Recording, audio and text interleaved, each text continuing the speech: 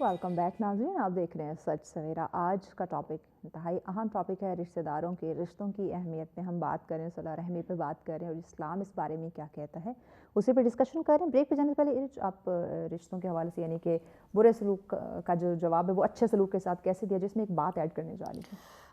मैं यही चीज़ कह रही थी कि ये मौला अली करमुल्लाह वजह का एक फरमान भी है कि अगर आप चाहते हो कि किसी को आप मैं अगर इसमें कहूँ कि बदला लेने की ख्वाहिश, क्योंकि बहुत सारे ऐसे मकामात ऐसे सिचुएशंस बन जाती हैं कि जिसमें हम लोग एक बंदा मुसलसल गलत रवैया रख रहा है, ठीक है, तो ये इंसानी फितरत है कि एक टाइम ऐसा आपको मुसलसल जो तंग करने वाले मुसलसल जी मुसलसल एक बंदा आपको तंग करी जा रहा है, आप उसके साथ हुस्न सलूक कर रहे हो, आप हर दफ़ा उसे माफ़ कर देते हो, आप हर दफ़ा उसका जवाब बहुत इखलाक से देते हो, लेकिन अगर वो आपको मुसलसल तंग करी जा रहा है, बाज नहीं आ रहा, तो इंसान के जहन में भी एक बात आती है कि यार कब तक मैं बर्दाश्त करूं, कब तक मैं इस चीज़ को बर्दाश्त करूं। मैं अच्छे से उसका जवाब दे रहा हूं, लेकिन फिर भी वो मुसलसल लेकिन आखिर कब तक आप बर्दाश्त करोगे। ये नेचुरल कहूँ तो मैं इंसानी फितरत है कि आप नहीं ये चीज़ को बर्दाश्त कर सकते। एक हद होती है, एक बर्दाश्त होती है हर इंसान की। अब हम ये कहें कि आजकल तो वो भी नहीं है, एक कहते हैं ना एक हद होती है, बंदा बर्दाश्त करता रहता है, जैसे गांधी साहब एक्शन का रिएक्शन होता है। जैसे गांधी साहब का इधर है, मुझे जुमला याद आ गया, तो वो कहते थे अगर एक गाल पे थप्पड़ पड़ा तो दूसरा गाल आगे कर दो। लेकिन कब तक, आखिर कब तक हम बर्दाश्त करें। एक बंदा कॉन्टीन्यूसली आपको तंग करी जा रहा है, तो उसके लिए ज़रूरी ये है कि उसके लिए आप अगर हम इस्लामिक सेइंग से और इरशाद रिसालत माप से करें तो उसमें मेरे ख्याल से यही एक चीज़ है कि रास्ते जुदा कर लेने। तो मैंने मौला अली का एक रास्ते जुदा कर लेना ज़्यादा बेहतर है कि खामोशी से। लेकिन फिर ये भी नहीं कि आप उसका पूरा कच्चा चिट्ठा जो है ना आप खोल के बता दो और फिर शजरा बयान कर दो उसका, कि इसलिए मैंने इसको खामोशी से। लेकिन उसमें मौला अली का एक फरमान मैंने ऐड करना था कि अगर आप किसी से बदला लेने की ख्वाहिश रखते हो और अगर आप चाहते हो कि आप किसी को ये जताओ कि जी आप, तो उसके सामने खुश रहो। मौला अली फरमाते हैं कि अगर एक बंदा कॉन्टीन्यूसली चाह रहा है, हासिद होते हैं ना, कि एक बंदा चाह रहा है कि वो आपको नीचे गिराए, ये जो तालीमात हैं, ये जो कॉल हैं, ये हमें कब से हमारे सामने आ चुके हैं, यानी कि इस्लामी तालीमात में वाज़ेह हो चुके हैं। हम आज मॉडर्न ज़माने में कहते हैं अगर किसी को तकलीफ देनी है ना तो उसके सामने खुश रहो, उसको बातें मत सुनाओ। हम आज वो अपने एक मॉडर्न वे में उसे कन्वे करने की कोशिश कर रहे होते हैं कि उसके सामने खुश रहो, अपना ख्याल रखें, अपने आप उसे खुद अज़ियत होगी, उसे खुद ये चीज़ होती है। और ये चीज़ ये बहुत एक अच्छी चीज़ है। हालांकि ऐसा नहीं है कि मौला के फरमान, क्योंकि उनका तो अपना एक इल्म है, बाबे इल्म है बेशक, तो उनका अगर ये मैं कहूँ कि वो कहते हैं, वो मौला ने ये कहा और ये अप्लाई किस पे हुआ, ये कुफार मक्का पर हुआ कि हजूर के साथ वो जितना भी बुरा कर रहे हैं तो हजूर उनको क्या कर रहे हैं, एक मुस्कुराहट।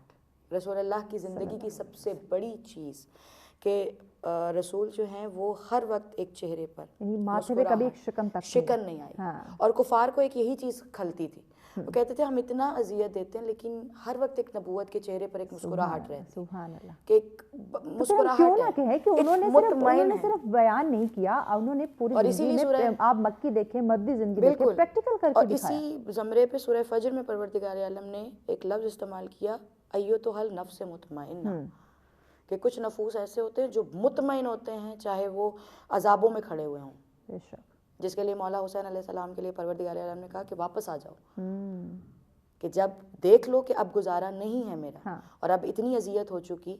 मौला हुसैन अलैहिस्सलाम ने करबला में आखिर तक कहा कि मुझे कत्ल मत करो, मैं अपने बेटों के कत्ल माफ़ करता हूँ, ठीक है। लेकिन उस टाइम पे जब देख लिया कि अगला बंदा नहीं सुन रहा तो परवरदिगार आलम ने कहा इरजई राज़ियतल मर्ज़िया, वापस आ जाओ, मैं तुमसे राज़ी हूँ, तुम अब मुझसे राज़ी हो जाओ। तो ये चीज़ है कि उस टाइम पे अल्लाह फरमा रहा है कि कता रहमी कर दो खामोशी के साथ, बिल्कुल वापस पलट आओ अपने असल तक। तो ये चीज़ सबसे इम्पोर्टेंट चीज़ है कि अगर एक बंदा आपको कॉन्टीन्यूसली टॉर्चर कर रहा है तो उस टॉर्चर में रहो नहीं, ہمارے یہاں ایک یہ چیز اس کا بھی بہت حل کہی ہے جاتی کہ آپ ایک خاموشی رشتہ- کے ساتھ اپنے ہمارے راہیں یہاں ایک جدا رشتہ کر لیں. کہا جاتا ہے کہ ایک رشتہ آپ کو اذیت دے رہا ہے میاں بیوی کے اگر رشتے کی میاں، میں ہاں بات کروں، بالکل. وہ اذیت کہتے ہیں دے نا کہ رہا یہاں ہے. ایک میکے کے گھر سے تمہاری ڈولی اٹھی ہے تو ہاں، سسرال کے گھر سے تمہارا جنازہ ہی نکلنا اسلام چاہیے. ہمیں یہ چیز نہیں کہتا. ہاں. اسلام ہمیں کہتا ہے کہ اگر ایک رشتے میں آپ جب تک نبھا سکتے ہو آپ نبھاؤ، خوش اسلوبی سے نبھاؤ، کہیں تھوڑے کمپرومائزز کرنے پڑے بالکل. کرو، ہاں. لیکن یہ نہیں کہ آپ مسلسل ٹارچر مسلسل. برداشت کرتے رہو. اگر ایک ٹارچر آپ مسلسل برداشت یہ کر بھی رہے ہو اسی تو لیے ختم. ہو رہا ہے نا ریچ کہ اسلامی تعلیمات یعنی کہ دین سے دوری ہے. دین سے دوری. اگر ہم دین کا مطالعہ مکمل کر لیں تو بالکل. آج جو اتنی خواتین جتنی بچی ہیں جو سسرال میں تشدد کا شکار برداشت ہو کر رہی ہے، رہی ہیں، برداشت بالکل کر رہی ایسا ہیں، ہی وہی ہے، ایک ایسا بات کہ میرے ماں باپ نے بولا تھا کہ اس گھر سے اب تمہارا جنازہ ہی نکلے گا جنازہ ہی تو مجھے نکلنا. برداشت ہی کرنا ہے، کوئی ہاں. دوسرا راہ میرے پاس نہیں ہے. بالکل. تو یہ چیزیں آج نہ ہوں، نہ انہیں بھی ہو، پتہ چل جائے بالکل کہ نہ اس ہو. رشتے کی ویلیو ہے لیکن کب تک میں نے بالکل. برداشت کرنا. روبینہ صاحب بتائیے گا، ایشو تو بہت سارے لیکن ہم چاہ رہے ہیں کہ اب جو ثمرات ہیں نا ساتھ ساتھ اس پہ بھی ہم بات کریں کہ اگر ہم رشتہ داروں کے ساتھ صلح رحمی کے ساتھ چلتے ہیں، اچھے سلوک کا مظاہرہ کرتے ہیں، اچھے سے جواب دیتے ہیں تو دینی اور دنیاوی فوائد کیا ہیں اس کے؟ دیکھیں سب سے بڑا فائدہ تو یہ ہے کہ اللہ راضی ہوتا ہے. اللہ تعالیٰ کی خوشنودی، جیسا کہ میں نے سٹارٹ میں ہی بتا دیا کہ اللہ تعالیٰ کی خوشنودی حاصل ہوتی ہے اور ہر بندہ چاہتا ہے کہ اسے اللہ تعالیٰ کی خوشنودی اور رضا حاصل ہو. کون نہیں چاہتا. تو یہ چیز اگر ہم اپنے ذہن میں رکھیں گے تو ہم دوسروں سے بھی پھر یہی کس طرح ہم یہ ایکسپیکٹ کریں گے کہ دوسرے لوگ جو ہیں وہ بھی تو یہی چاہتے ہیں کہ اللہ تعالیٰ ان سے راضی ہو. آپ جو آپ لیے کریں نا اس کے آپ ثمرات لوگوں سے نہ توقع کریں، اللہ پاک کی ذات سے کریں. اس کے لیے ہمیں ایک دوسرے کے حقوق سے آگاہی ضروری ہے. ہمیں یہ نہیں سوچنا چاہیے کہ ہمارے ہی حقوق ہیں، ہمیں یہ سمجھنا چاہیے کہ دوسروں کے بھی حقوق ہیں. ایک بندے کے جو حقوق ہوتے ہیں وہ دوسرے کے فرائض ہوتے ہیں اور جو دوسرے کے فرائض ہوتے ہیں وہ آپ کے حقوق ہوتے ہیں. یہ حقوق و فرائض جو ہیں وہ لازم جیسے تعلیم و تربیت الگ نہیں ہو سکتا اسی طرح سے حقوق و فرائض بھی جدا نہیں ہو سکتے. دیکھیں کسی نے بڑا ہی خوبصورت شعر کہا ہے کہ کرو مہربانی تم اہل زمین پر، خدا مہربان ہوگا عرش بری پر. تو قرآن پاک میں بھی اللہ تعالیٰ فرماتے ہیں کہ جو لوگ دوسروں کے قصور معاف کر دیتے ہیں تو پھر اللہ تعالیٰ بھی ان کے قصور جو ہے وہ معاف کر دیتا ہے. یہ بے شک بڑی ہمت کے کام ہے، یہ بڑے حوصلے کے کام ہے. اللہ تعالیٰ جب قرآن پاک میں نماز کے بارے میں بھی فرماتے ہیں تو اللہ تعالیٰ پہلے یہ بات کرتے ہیں کہ یہ بے شک ہمت کے کام ہے، لیکن یہ ہمت کس نے کرنی ہے؟ یہ ہمت جو ہے وہ ہم نے کرنا، لیکن ہم خود نہیں کرتے. ہم کہتے ہیں کہ پہلے دوسروں کو تلقین کرتے ہیں، دوسروں کو ہم لوگ تلقین کرتے ہیں. تو یہ سارا نظام جو ہے اگر انسان اپنے گھر سے سیدھا کر لے، روز کی روٹین کے حساب سے اپنا جو ہے مطلب دین کا جو بھی حساب کتاب ہے. ایک تو دینی کتابیں جو ہیں وہ پڑھنے کا رواج بالکل بھی نہیں ہے. گھر میں آپ یقین کریں کہ کہیں چلے جائیں نا تو کسی کے گھر سے 5 سورہ نہیں ملتا پڑھنے کے لیے. میں کسی کے گھر گئی تو میں صبح لائٹ گئی ہوئی تھی، میں اٹھ کے قرآن پاک ڈھونڈوں کہ مجھے کہیں سے قرآن مل جائے. اب یقین کریں کہ میں اندھیرے میں وہ ٹھوڈے کھاتی رہی. تو پھر میں نے گھر والوں کو جگایا اور انہوں نے اتنی اونچی جگہ پہ وہ رکھا ہوا تھا. یقین کریں جب وہ میں نے پکڑا رکھنے کے لیے رہ گئے، پڑھنے کے لیے، جب میں نے اس کو کھولا تو گرد سے الٹا ہوا تھا جس سے پتہ چل رہا تھا کہ اس کو کبھی کھولا نہیں گیا. تو کیا اور ایک وہ ہمارا دور تھا، ہمیں ہدایت کا راستہ دکھا رہا ہے، زندگی گزارنے کا راستہ دکھا رہا ہے، کیسے رکھا ہوا. اور یہاں ہم اپنے لباس دیکھ لیں نا کیسے الماریوں میں ہم نے سنوار کے ان کو کور کر کے رکھا. مجھے یاد ہے میری بڑی بھابھی جب سعودیہ گئیں تو ان کا جو قرآن پاک تھا تو انہوں نے میں بڑی خوش قسمت ہوں. تو اس وقت ان دنوں میں اسکول میں پڑھتی تھی تو میری بھابھی نے مجھے کہا کہ روبینہ تم اپنا قرآن جب پڑھو نا تو کبھی کبھی ایک ہفتے میں 1-2 دفعہ میرا قرآن بھی کھول لیا کرنا. یعنی قرآن پاک کو نہ کھولنا ایک بہت بڑا عیب سمجھا جاتا تھا ہمارے گھروں میں. اب قرآن پاک جو ہے وہ میں نہیں سمجھتی کہ کوئی اتنی روٹین میں گھروں میں پڑھتا ہے، بالکل بھی نہیں. اگر پڑھ بھی لیا تو سمجھنا نہیں ہے اور پڑھنا بھی ہے جلدی اسپیڈ سے پڑھنا ہے. جیسے پتہ نہیں آگے کتنے کام رکے ہوئے ہیں جو اگر وقت پہ نہ پہنچے تو وہ مکمل نہیں ہوں. نماز پڑھتے ہیں تو ہم کتنی تیزی سے پڑھتے ہیں، نماز کو سمجھتے نہیں، ٹھہراؤ نہیں آ رہا. ہماری یہ اسلامی تعلیمات جو ہم نے پڑھنی ہے جس پہ عمل کرنا ہے تو وہ فوائد پھر کیسے حاصل؟ عمل سے زندگی بنتی ہے، جنت بھی جہنم بھی. یہ خاکی اپنی فطرت میں نوری ہے نہ ناری. اچھا یہی چیز دینی اور دنیاوی فوائد میں چاہوں گی اس میں آپ بھی کچھ ایڈ کریں. ایسا ہے کہ فوائد میں نے جیسے پہلے بھی کہا کہ آپ کے سب سے پہلی بات تو اللہ کی رضا، خوشنودی پروردگار، اور اس میں آپ کی حقیقت اور فطرت سے قریبی. سب سے بڑی بات ہے کہ جب آپ پروردگار عالم سے قریب ہوتے ہو تو آپ فطرت کے قریب ہونا شروع ہو جاتے اور خود بخود آپ اپنی نا ذات کے اندر چینج محسوس کرتے. بالکل ایسے. اور ہر بندہ اگر اپنے اپنے گھر کی ذمہ داری اٹھا لے نا تو ہمیں کسی اور کی وہ کرنے کی ضرورت نہیں, معاشرہ خود بخود چینج ہو جائے گا. ہر بندہ اگر چھوٹی سی اپنے گھر کی ذمہ داری اٹھا لے, ٹھیک ہے, تو اس میں یہ ہوگا کہ فوائد, سب سے بڑا فائدہ جو صلہ رحمی کا ہے, اور آپ اپنے اندر کی اگر شفافیت کرتے ہو, اگر اپنے اندر جو ہے نا وہ صفائی لاتے ہو, تو اس کے سب سے بڑا فائدہ یہ کہ آپ کو اپنے اندر واضح چینجنگ محسوس ہوتی ہے. آپ کی سب سے بڑی جو آج کل یہ آپ عمل کر کے تو دیکھیں, آپ کو تبدیلی خود محسوس ہوگی. لیکن وہی والی بات ہے کہ پہلے آپ کو کوشش کرنی پڑتی ہے. بالکل ٹھیک ہے, کوئی بھی چیز آپ کو ایک دم سے نہیں مل جاتی. ہاں, ناممکن کچھ بھی نہیں ہے, لیکن آپ کو یہ بات میرے اپنے ایکسپیرینس کی بات ہے کہ یہ آپ کو خود بخود چینجنگ اپنی ذات میں محسوس ہونا شروع ہوتا ہے. سب سے جو پہلی چیز دور ہوتی ہے نا میرے حساب سے, وہ سٹریس ختم ہوتا ہے آپ کا. بالکل, یہ جو آج ہم کہتے ہیں نا سٹریس میں, آج کل چھوٹے چھوٹے بچوں کو ڈپریشن, وجہ یہی ہے. میں حیران ہوتی ہوں اکثر اوقات سن کے کہ چھوٹے چھوٹے بچوں کو ڈپریشن ہو رہا ہے. چھوٹے چھوٹے بچے جو ہیں, چھوٹے بچے کو کیا ڈپریشن ہو سکتا ہے؟ جس بچے کو یہ نہیں پتا کہ اس کی لائف اس نے کیسے گزارنی ہے, یا گزارنی بھی ہے یا نہیں گزارنی. یعنی کہ اگر میں اپنی بات کروں تو اگر تھوڑے سے 10-12 سال آپ بیک پہ چلے جائیں تو اس میں یہ ہے کہ اگر ہم لوگوں کو اس ٹائم پہ پتہ بھی نہیں ہوتا تھا کہ یار ہمیں یہ چیزیں کرنی ہیں, ٹھیک ہے, لیکن آج کل کے بچوں کو ہم دیکھیں تو آج کل کے بچوں کو ڈپریشن بھی ہو رہے ہیں, آج کل کے بچوں کو سٹریس لیول بھی ہو رہا ہے, آج کل کے بچوں کو جو ہے نا وہ ان کے لہجوں میں, ان کے سوچ میں تلخی آئی جا رہی ہے. انوائرمنٹ, وہ محبت, وہ سلوک, وہ جو رویے, وہ جو ایک پولائٹنس ہے, اس سے وہ دور ہو رہے ہیں. معصوم بچہ جو ہے وہ معصوم, اس کی معصومیت ختم ہو رہی ہے, بچے کی معصومیت. اور یہ سب سے بڑی چیز ہے کہ وہ چھینا جا رہا ہے رویے بڑوں کے غلط, بڑوں کی وجہ سے. ٹھیک ہے, ایک بچہ ہے, بچہ معصوم ہوتا ہے, ٹھیک ہے, ایک سرٹن ایج تک بچہ معصوم ہوتا ہے. اور یہ میں نے چیز بھی نوٹ کی ہے مہوش, کہ بچے کی جب پرسنالٹی, جب آپ اپنی ایج سے بڑا کام کرتے ہو نا, اس کا بھی آپ کی پرسنالٹی پہ بہت گندا اثر پڑتا ہے. اور اس میں یہی بات ہوتی ہے کہ ہماری مائیں نا غلط کی بلا ہلا شیری دے رہی ہوتی.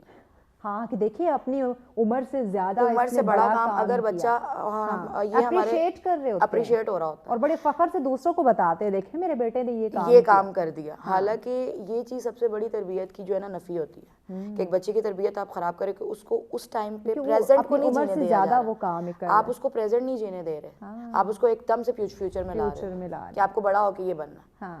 ٹھیک ہے, یہ چیز سب سے, آپ جو کیوں ہمیں کہا گیا ہے اسلام میں بھی کہ آپ حال میں جیو, نہ آپ ذخیرہ کرو کہ آپ کو فیوچر میں جینا ہے, بالکل, نہ آپ ماضی کو دیکھو کہ آپ کو ماضی میں جینا ہے. ٹھیک ہے, آپ ماضی میں, آپ پریزنٹ جیو, بس آپ حال میں رہو, اسی ٹائم کا کھانا کر لو, بس وہی. ٹھیک, یعنی یہ چھوٹے چھوٹے کام ہیں, چھوٹے چھوٹے اسٹیپ ہیں, ٹھیک ہے. سب سے بڑی بات یہی چیز میرا حساب سے اگر ہم دیکھا جائے تو یہی ہے کہ آپ بچوں کو اس چیز پہ لے کر آؤ کہ بیٹا پریزنٹ میں جیو, جو آپ کی ایج ہے وہ آپ ایج انجوائے کرو اور کھل کے انجوائے کرو. اب ہم اگر اپنی بات پہ, سب سے بڑا پریکٹس سے ہوگا, بتانے سے, میں نے آپ کو چیز کہی نا کہ سب سے بڑی چینجنگ جو آپ کی پرسنالٹی میں آتی ہے وہ آپ کا سٹریس لیول بہت کم ہو جاتا ہے جب آپ نیچر کے قریب جاتے ہو. آپ نے اکثر دیکھا ہوگا ہم اگر تھوڑی یہ روٹین لائف چھوڑ کے ناردرن ایریاز میں گھومنے پھرنے جائیں تو ہمارا بڑا ایک چیز فریش ہو جاتا ہے ذہن. اور دیکھو ریش, یہ بھی ایک ایسا عمل ہے جو ہم صلہ رحمی کی بات کریں, اچھے سلوک کی بات کریں, آپ رشتہ داروں کی ہم یہاں پہ بات کریں نا, آپ کسی انجان کے ساتھ ایک چھوٹی سی نیکی کر کے دیکھ لو, آپ کو ایک ایسی وہ ایک عجیب سی خوشی محسوس ہوتی ہے, پورا دن آپ کی جو پوری آپ کی روح ہے نا وہ سکون میں رہے گی. اسی سے میں یہی چیز کہہ رہی تھی کہ آپ فوائد کی بات جیسے ہو رہی تھی, آپ نے فوائد کی بات کی, اس میں سب سے بڑا چینج آپ کے اندر خود آئے گا. بالکل ایسے آپ کا دل سکون میں آ جائے گا. جو ہم کہہ رہے ہیں نا آج کل اللہ سے روح کو قریب ہو سکون نہیں ہوتا, آج کل عجیب ٹینشنز ہیں, سمجھ نہیں آ رہی کہ کیا کریں, تو یہ سب سے بڑی چیز وہ اسی لیے کہ جو آپ کے رشتہ دار یا آپ کی وجہ سے اللہ کے بندے کسی نہ کسی کو آپ نے تکلیف دی ہوئی ہے, اور آپ کسی نہ کسی کے ساتھ ناانصافی کی ہوئی ہے. ہاں, آپ خود خوش ہیں نا مہوش, تو آپ دوسروں کو آٹومیٹکلی خوش رکھیں گے. اگر آپ خود خوش نہیں ہیں, یہ بات ہو ہی نہیں سکتی کہ آپ کسی کو خوش نہیں رکھیں. ربینہ صاحبہ, خود کو خوش رکھنے کی بات ہوئی ہے, اب خود کو خوش رکھنا یہ بھی ایک پریکٹیکل ایک عمل ہے. اب یہ بھی ہمیں خود ہی کرنا ہوگا, یہ کوئی اور آ کے ہمیں خوش نہیں کرے گا. ہم کتنے بھی کامیڈین سیریز دیکھ لیں, کتنے بھی ڈراماز دیکھ لیں, وہ ہمیں خوش نہیں کر سکتے, وہ ٹیمپریری چیزیں ہوں گی. جب تک ہمارا انر جو ہے, ہمارا انٹرنل سسٹم, ہم اندرونی طور پہ ہم خوش نہیں ہوں گے, ہم کبھی بھی وہ خوشی اپنے فیس پہ قدرتی طور پہ جو سکون ہے وہ ہم نہیں لا سکتے ہیں. کیسے اس کی طرف آئیں کہ فطری عمل، پریکٹیکلی چیزیں، ایک جو حقیقی خوشی ہے، حقیقی سکون ہے، وہ اپنے اندر بھی لائیں اور وہیں سے وہ جو وائبز ہیں وہ ہم دوسروں تک ڈیلیور کریں. دیکھیں ہمارے پیارے رسول صلی اللہ علیہ وسلم کا فرمان ہے کہ انسان کے سینے میں گوشت کا ایک لوتھڑا ہے جو کہ دل ہے، اگر وہ تندرست ہے تو سارا جسم آپ کا تندرست ہے. تو دیکھیں اب ہم ایک اور محاورہ بھی بولتے ہوتے ہیں کہ اگر اندر کا موسم ٹھیک ہو تو باہر کا موسم جو ہے وہ اچھا لگتا ہے. آج کے اگر الفاظ میں اگر لوگوں کو سمجھانا باہر ہے کا تو موسم اچھا ہو، اندر کا موسم ٹھیک نہ ہو تو پھر باہر کے موسم کی کوئی ویلیو نہیں پھر ہوتی. جتنا بھی کوشش کریں خوش ہونے کی، لوگوں کو خوش کرنے کی، اچھا رویہ رکھنے کی، وہ آپ میں اس میں ایک آرٹیفیشل چیز محسوس ہوگی آپ کو. تو اس کی ابتدا اپنے آپ کو سنوارنا اپنے خود ہے. کوئی دوسرا آپ کو صرف نصیحت ہی کر سکتا ہے لیکن سنوارنا اپنے خود ہے، اور اس کے لیے گھر کا ماحول جو ہے وہ سب سے زیادہ اولین اہمیت رکھتا ہے آپ کے لیے، اور وہ ماحول آپ نے خود بنانا ہے. آپ نے دیکھنا ہے کہ آپ کے گھر میں کہاں پہ بگاڑ. آپ ترجمہ تفسیر پڑھیں، آپ بالکل اہل بیت طاہر کی زندگی کا مطالعہ کریں، کریں. آپ کو خود ہی آپ سوالوں کے جواب بالکل آپ اپنے گھر میں دیکھیں کہ کہاں پہ خرابی ہے. اگر میاں بیوی آپس میں لڑ رہے ہیں تو میاں بیوی اپنے آپ کو ٹھیک کریں. اب میاں بیوی اپنے آپ کو ٹھیک کریں تو گھر کی فضا جو ہے وہ خود بخود ٹھیک ہو جائے گی. گھر میں کوئی ایک نہ ایک بندہ ایسا ہوتا ہے جو فسادی ہوتا ہے، تو اس بندے کو کنٹرول کریں. اگر وہ دادی ہے یا کوئی بیوی ہے یا جو بھی ہے، یا ایک نہ ایک بندہ ہوتا ہے گھر میں ایسا، اس بندے کو قابو کریں آپ، تو کوئی نہ کوئی حل ہوتا ہے ہر مسئلے کا. یعنی مسئلے کا اگر آپ چاہیں اگر حل نہیں ہے تو پھر وہ مسئلہ نہیں ہے، تو وہ مسئلہ نہیں ہے بالکل بھی. تو آپ نے ہی وہ حل نکالنا ہے مسئلے کا، آپ نے ہی سب کچھ کرنا ہے. کوئی دوسرا تو آ کے اس کو ہوا ہی دے گا. بالکل ظاہری بات ہے، بڑھاوا دے گا. بالکل. تو اس کی ابتدا جو ہے وہ آپ نے خود کرنی ہے. فوائد کی ہم بات کریں، اجر و ثواب کی ہم بات کریں، یہاں پہ بات کر لیتے ہیں سزا کی. ہم جزا کی بات کرتے ہیں، وہاں یقیناً اگر ہم عمل نہیں کرتے، ہم جس طرح سے اسلام میں ارشاد فرمایا گیا ہے، جس طرح سے قرآن کہتا ہے کہ ہم نے رشتوں کو کیسے لے کے چلنا ہے، ہمارا رویہ کیسا ہونا چاہیے، پیار محبت کے ساتھ کہاں خاموش ہونا ہے، کیسے ہم نے ایکٹ کرنا ہے، یہ تمام تر چیزوں کا اجر و ثواب تو طے کر دیا گیا. لیکن اگر ہم عمل نہیں کرتے، جو کہ انفارچونیٹلی آج کہیں نہ کہیں یہ چیزیں نظر انداز ہو رہی ہیں، تو اس کی جو سزا ہے وہ کیا ہے، اسلام میں کیا ہے؟ سب سے بڑی بات تو محوش اس میں ہے کہ آپ جہالت کی موت مرو گے. اللہ. کیونکہ جب آپ کے پاس علم آ جائے نا، قرآن میں ایک آیت ہے کہ جب آپ کے پاس علم آ جائے اور پھر بھی آپ اس چیز کو نیگلیکٹ اور اگنور کر کے اور آپ اس کو عمل نہ کرو، ٹھیک ہے، پھر سزا ہے. بے خیالی میں، بے دہانی میں اگر آپ کوئی چیز کرتے ہو تو اس کی آپ کو معافی ہے. جیسے ہمارا روزہ اگر ویسے ہی ٹوٹ جاتا ہے یا بے دہانی میں ہم پانی پی لے جاتے ہیں، نہیں پتہ چلتا، یہ یاد نہیں رہتا، اس کی معافی ہے. لیکن اگر آپ جان بوجھ کے کرتے ہو، اور چونکہ ہم یہاں رشتوں کی بات کریں تو آج کل رشتوں میں زیادہ تر جان بوجھ کے کرتے ہیں. ٹھیک ہے، وہ ایگو، اپنی ایگو کو سیٹسفائی کرنا ہے. ٹھیک ہے، اگر جان بوجھ کے کرتے ہیں تو اس کی سزا ہے، ہر اسپیکٹ سے سزا ہے. ٹھیک ہے، آپ اس کے لیے یہ قطعاً نہیں سوچ سکتے کہ جی مجھے معافی ہے کسی اینگل سے، اور آپ کی پکڑ ہی تب ہونی ہے. ٹھیک ہے. اور شیخ سعدی نے ایک جملہ کہا تھا. شیخ سعدی کہتے ہیں کہ 2 جہان ہیں آپ کے پاس. اچھا. ٹھیک ہے، اور ان دونوں میں سے آپ کسی بھی ایک کو ٹھیک کر سکتے ہو. آپ چاہو تو اس کو خراب کر کے اس کو صحیح کر لو، اور اگر آپ اس کو ٹھیک کرتے ہو تو وہ آپ کا خراب ہے. اب آپ نے فیصلہ آپ کے اوپر ہے، چوائس آپ کی، چوائس آپ کی. اسی لیے تو پروردگار عالم نے آپ کو اشرف المخلوقات بنایا. ٹھیک ہے، کہ آپ کے پاس، اور انسان اشرف المخلوقات ہے اس لیے.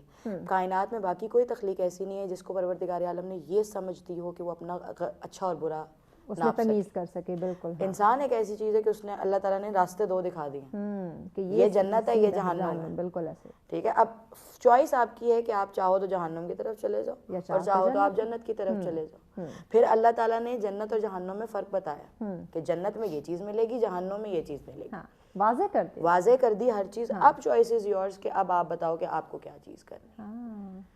اجر، جہاں پر اتنا اجر ہے، جہاں پر ہم نے اتنے فوائد کی بات کی، وہاں پر میں یہی بات ضرور کروں گی کہ وہاں پر آپ کی جو پکڑ ہے وہ ہے اگر آپ اب جیسے ہم اگر صدقہ خیرات کرتے ہیں، اگر ہم صدقہ خیرات کرتے ہیں، اگر ہم صدقہ خیرات کرتے ہیں تو اگر پروردگار عالم فرماتا ہے کہ آپ اپنے رشتہ داروں کو نگلیکٹ کر کے آپ کسی اور بندے کو دے رہے ہو تو وہ آپ کا صدقہ یا خیرات آپ کی قبول نہیں. صحیح، یعنی پہلے آپ نے اپنے رشتہ داروں میں دیکھنا ہے. اب ایک بندہ کہتا ہے میں کنٹینیوسلی دیے جا رہا ہوں، میں دیے جا رہا ہوں، میں تو روز خیرات کرتا ہوں، میں تو روز صدقہ دیتا ہوں، میں تو روز کرتا ہوں، لیکن آپ حقدار تک اس کا حق نہیں پہنچا رہے. اوکے، اچھا اس پہ مزید بات کرتے ہیں، بریک لینی ہے، بریک کے بعد اس پہ بات کرتے ہیں. یہ بھی ایک بڑا اہم پوائنٹ اس میں آ گیا کہ ہم صدقہ خیرات کرتے ہیں لیکن اپنے رشتہ داروں میں نہیں دیکھتے کہ کس کو اس کی ضرورت ہے.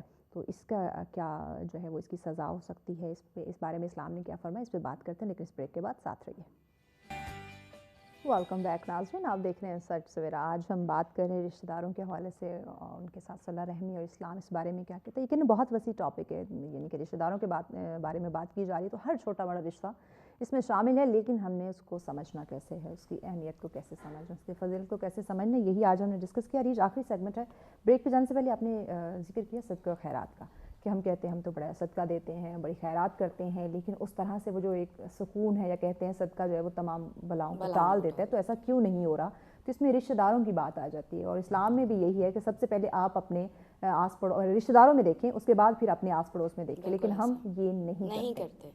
اس کا میں نے کہا نا مہوش مین وجہ یہی ہے کہ ہم اپنی انا کو اتنا بیچ میں انوالو کر دیتے ہیں کہ ہم کہتے ہیں نہیں ان کو کیا ضرورت ہے. ٹھیک ہے، تو آپ جا کے بلکہ پوچھے بھی نہیں، بلکہ تاکہ ان کی میں نے آپ سے کہا نا صدقہ خیرات گفٹ کے طور پہ، گفٹ، ہاں، تاکہ ان کی اگر وہ سفید پوش ہیں تو ان کی عزت بھی مجروح نہ اور ان کی مدد بھی ہو جائے. ٹھیک ہے، یہ سب سے بڑی اور امپورٹنٹ چیز ہے کہ آپ اگر صدقہ کرتے ہو تو پروردگار عالم کو ایک صدقہ واحد ایسی یا خیرات ایسی چیز ہے جس میں دکھاوا پسند ہے.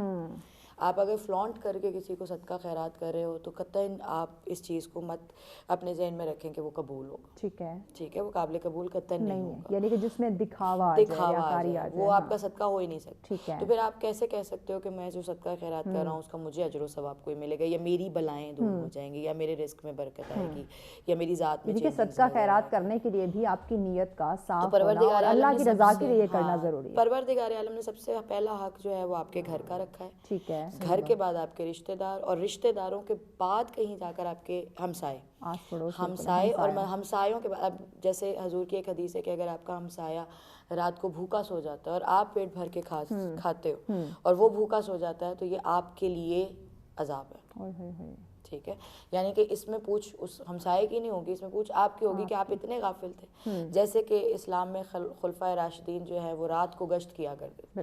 امیر المومنین ہونے کے باوجود، امیر المومنین حضرت علی علیہ السلام کی اگر میں بات کروں تو ان میں بھی جو باقی بھی اقتدار میں رہے انہوں نے بھی اس چیز کو اپنا شیوا بنایا کہ وہ رات کے وقت گشت کیا کرتے تھے، نقاب بدل کے، بھیس بدل کے گشت کیا کرتے تھے. اور اس میں یہ ہوتا تھا کہ جتنے بھی غریب غربا لوگ ہوتے تھے اور آپ آس پاس محلے کے لوگ ہوتے تھے ان میں پتہ چل جاتا تھا کہ کون جو ہے وہ جس کے پاس کچھ کھانے کو ہے، کوئی کھانا کھایا کسی نے نہیں کھایا. اسی لیے مولا علی مشہور تھے کہ وہ غریبوں یتیموں کے باپ تھے. ٹھیک ہے، تو اس میں یہ چیز بہت زیادہ انوالومنٹ تھی کہ آپ اپنے ارد گرد نظر رکھیں کہ اس میں کوئی ایسا بندہ ہے جس کو حق چاہیے. ہماری میں یقین کریں یہ آج کی تمام تر ڈسکشن سن کے وہ کہتے ہیں نا کہ انسان کو وہ اپنی اصلاح کی طرف آنا یا اپنی زندگی میں ارد گرد چیزوں کو دیکھنا کہ جو ہم سے ذرا حقیر ہو، غریب ہو، مسکین ہو یا یتیم ہو جائے تو ہم تو اسے منہ نہیں لگاتے. ایسا ہی یہ تو کہیں ہمیں اس کو کچھ دینا نہ پڑ جائے، اس کی مدد نہ کرنی پڑ جائے، اس کو ساتھ لے کر نہ چلنا پڑ جائے تو بالکل اس سے منہ پھیر لیتے ہیں. ہم ذخیرہ اندوزی پہ آ گئے ہیں، سوری ٹو سے، لیکن یہ بات سچ ہے کہ ہم ذخیرہ کرتے ہیں. ہم کہتے ہیں پتہ نہیں ہمارے لیے بچے یا نہ بچے، جبکہ ہماری اسلامک تعلیمات یہ دنیاوی مال ہے. ہم اس پہ جبکہ ہماری اسلامک تعلیمات کہتی ہیں کہ اگر اپنے پاس نہیں بھی ہے، جیسے جناب سیدہ کی اگر میں بات کروں تو جناب سیدہ نے اپنی چادر گروی رکھ دی، لیکن کسی کو اپنے دروازے سے خالی ہاتھ نہیں جانے دی. خود آج کل کے دور میں کاٹ ہم دیکھیں تو ہم کبھی بھی یہ چیز نہیں کسی اور کو خالی ہاتھ نہیں. اگر ہم آج کل کے دور پہ دیکھیں تو ہم تو یہ کبھی بھی نہ کریں کہ ہم اپنی چیزیں ادھار رکھ کے ہم کہیں گے جی ہمارے پاس نہیں ہے تو ہم دوسرے نہیں. ہماری اسلامک تعلیمات کہتی ہیں کہ جب آپ دوسروں کے کرنے لگو تو پھر یہ مت سوچو کہ ہمارے دسترخوان بھرے ہوتے ہیں رنگ برنگی ڈشز کے ساتھ، لیکن ہم یہ نہیں دیکھتے. دوسروں کی چھوڑیں، رشتہ داروں کی بات کریں. روبینہ یہی بات میں آپ سے کرنا چاہوں کہ ہم یہ نہیں دیکھتے کہ ہمارے رشتہ داروں میں کسی نے اچھے طریقے سے، چونکہ آگے رمضان کی بھی آمد ہے، کہ کسی نے افطاری اچھے طریقے سے کی ہے یا نہیں کی. اپنے آپ میں اپنی زندگی جینا صرف یہی معمول بنا لیا ہے. ہم نے ایسا سوچ لیا کہ شاید ہم نے اسی دنیا میں رہنا ہے، آخرت میں تو ہم نے جانے نہیں. یہ ایک معاشرتی برائی ہم میں پائی جا رہی ہے. اس کا خاتمہ آپ کیا سمجھتے ہیں، کیسے ممکن ہو سکتا ہے؟ کیونکہ یقیناً اس کو ختم کرنا بہت ضروری ہے. لیکن صدقہ خیرات کی آپ نے بات کی، تو اس سلسلے میں عرض یہ ہے کہ وہ بھی آپ اس صورت میں کریں گے کہ اللہ تعالیٰ نے آپ کو کتنا مال دیا ہے. اتنا یہ نہیں ہے کہ آپ سارا کچھ صدقہ خیرات کر دیں، خود آپ پھر جو ہیں وہ دوسروں کا منہ دیکھیں گے. یہ بھی تو فرمایا گیا نا کہ جو آپ کی ضرورت سے زیادہ ہے وہ لوٹا دو. میں اسی طرف آ رہی ہوں. ایک صحابی نے پوچھی، یہ حضرت ابو ہریرہ رضی اللہ تعالیٰ عنہ سے اس کے راوی ہیں، وہ روایت کرتے ہیں کہ ایک صحابی نے پوچھا، یا رسول اللہ میرے پاس ایک دینار ہے، میں اس کا کیا کروں؟ حالانکہ اس کا انداز دیکھیں صحابی کا، ان کے پاس ایک دینار نہیں تھا، ان کے پاس اور بھی تھے. انہوں نے ایک ایک کر کے پوچھا. جب میں آپ کو پوری حدیث بتاؤں گی تو آپ کو بات سمجھ میں ٹائم بھی شارٹ ہے، جلدی مکمل کر لیجیے. صحابی نے کہا کہ یا رسول اللہ ایک دینار ہے، میں کس پہ خرچ کروں؟ تو رسول اللہ صلی اللہ علیہ وسلم نے فرمایا کہ اپنی ذات پہ خرچ کرو. پھر اس صحابی نے فرمایا کہ یا رسول اللہ میرے پاس ایک اور بھی ہے. تو آپ صلی اللہ علیہ وسلم نے فرمایا کہ اپنے بچوں پہ خرچ کرو. پھر اس کے بعد انہوں نے فرمایا کہ یا رسول اللہ ایک اور بھی ہے. تو رسول اللہ صلی اللہ علیہ وسلم نے فرمایا کہ تم اپنے خاوند جو خادم ہے اس کے اوپر خرچ کرو. تو اس کے بعد پھر اس صحابی نے کہا کہ ایک اور بھی ہے. تو پھر آپ صلی اللہ علیہ وسلم نے فرمایا کہ اب تمہاری مرضی ہے، جس پہ چاہو خرچ کرو. یعنی اللہ تعالیٰ نے اگر آپ کسی کی مدد کر دیا آپ نے ایک دفعہ، تو آپ کے پاس اور مال ہے تو آپ بار بار اس کی مدد کریں. بالکل، آپ بار بار اس پہ خرچ کریں. لیکن سٹور مت کرو، سٹور نہیں سخی کرنا، اندوزی مت کرو. بالکل. کیونکہ ہم تو اپنے بینک بیلنس بھرتے ہیں کہ کہیں اس میں پیسے کم نہ ہو جائیں. اگر کم ہو گئے ہیں تو اس کو بھرنے کی کوشش کرتے ہیں. ٹائم شارٹ ہے. عریض صاحبہ پیغام اوور آل آج جتنی بھی ڈسکشن ہوئی، کچھ ایسے پوائنٹس جو آپ سمجھتے رہ گئے ناظرین کو بتانا ضروری ہے. اوور آل میں یہی کہنا چاہوں گی کہ تربیت بہت ضروری ہے اس عمر میں. اور تربیت یہ نہیں کہ صرف بچوں کی جائے، اپنی اور اپنی ہوگی تو بچوں کی کر سکیں گے. ہر ایک عمر کے بندوں کی تربیت بہت ضروری ہے. اور سب سے بڑی بات یہ ہے کہ آپ اپنے آپ سے شروع کریں. جب آپ خود ٹھیک ہوگے تو آپ دوسروں کو بھی کر سکیں گے. روبینہ صاحبہ آپ کا پیغام. میں ایک شعر میں بات کروں گی. خدا نے آج تک اس قوم کی حالت نہیں بدلی، خدا نے آج تک اس قوم کی حالت نہیں بدلی، نہ ہو جس کو خیال آپ اپنی حالت کے بدلنے کا. بالکل، بہت شکریہ آپ دونوں مہمانوں کا، آپ نے وقت دیا. یقیناً ناظرین اپنے حالات کو بدلنے کی ہم بات کریں، اپنے رویوں کو بدلنے کی ہم بات کر رہے ہیں، حسن سلوک کے ساتھ رہنے کی بات کر رہے ہیں. اسلام نے، اسلامی تعلیمات میں تمام تر چیزیں واضح ہیں. جو ہو گیا سو ہو گیا. آج سے، ابھی سے یہ عہد کریں کہ میں نے خود کو بدلنا ہے، اپنے رویوں کو بدلنا، اپنے رشتہ داروں کے ساتھ اگر آپ نے رشتے ناطے توڑ دیے ہیں، جائیں انہیں منائیں اور اس خوبصورت رشتوں کو انجوائے کریں. اسی کے ساتھ ہمیں اجازت دیجیے. اللہ نگہبان.